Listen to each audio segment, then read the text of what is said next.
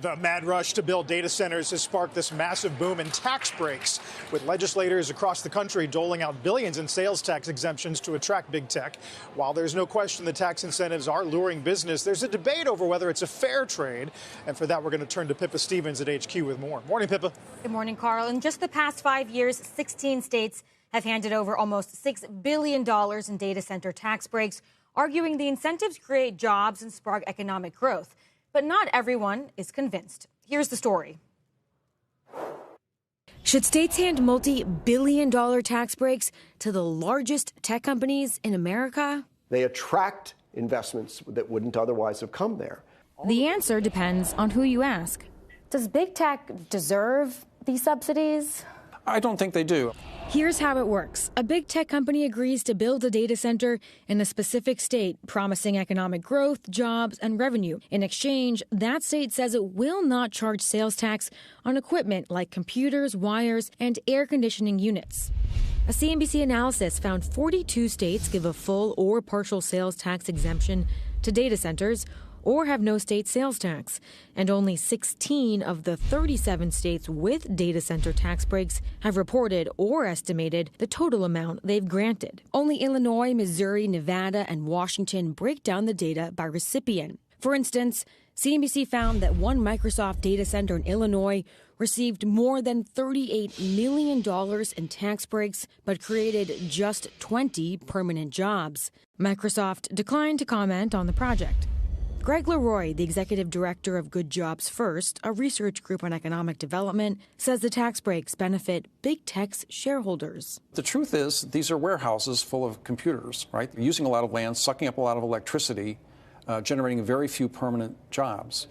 That's not how Steve Del Bianco sees it. He's lobbied for data center tax breaks on behalf of big tech. Many of these big tech companies are worth more than $1 trillion. Why are they being offered these generous subsidies? It's going to generate tremendous income during construction. It builds an entire ecosystem of contractors that know how to build and maintain and operate data centers. Virginia, often called the data center capital of the world, took a closer look at the data center sales tax exemption, finding it provided a, quote, moderate economic benefit. That said, the state only recoups about 48 cents for every dollar it forgoes in sales tax. Additionally, while data centers create thousands of jobs, most are temporary construction positions, not permanent. Of the big tech companies we contacted, Microsoft, Google, Meta, and Amazon said they follow all disclosure requirements on incentives and work with the local community around their data centers. Apple, Oracle, and OpenAI did not respond to repeated requests for comment. For more, go to cnbc.com/data center tax breaks. Guys? Pippa, I wonder just how popular these data center projects are locally. I mean, it would seem as if, you know, there's maybe some rationale to bring in the construction activity, as you mentioned. But if it brings electricity rates up, it doesn't seem as if it has that much ongoing draw for other business. I wonder how the politics break down. Yeah, so we're starting to see more local pushback to data centers simply because this theme has really exploded in the past few years thanks to Gen AI. And one issue is that a lot of these sales tax breaks were implemented prior to this explosion. In some cases, they go back more than a decade, and that was when data centers were much smaller, had a much smaller footprint and a very different cost profile.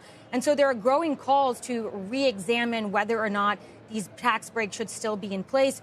And we've seen Washington State earlier this year, it started a multi-department task force to really examine the impact of the tax revenue, examine the impact of things like the immense power demand that's needed and what that does for the state's carbon neutrality goals. And then to your point, there are growing concerns that ultimately this will drive up power costs for customers. For the time being, Virginia's state audit found that data centers are paying their fair share for the power grid. But given the number that are slated to come online and the upgrades to the transmission and distribution centers that are going to be necessary from the utility side, that ultimately could drive up costs for everyone. And as that becomes kind of more understood, we're starting to see pushback in places like Loudoun County, which is the most densely data center populated area in the world. Pippa, your package kind of got to this, but there is the big payoff of construction jobs. But then what happens on employment over the long term? There's a piece on the tape today about NVIDIA and Foxconn rolling out humanoid robots at their server factory in Houston.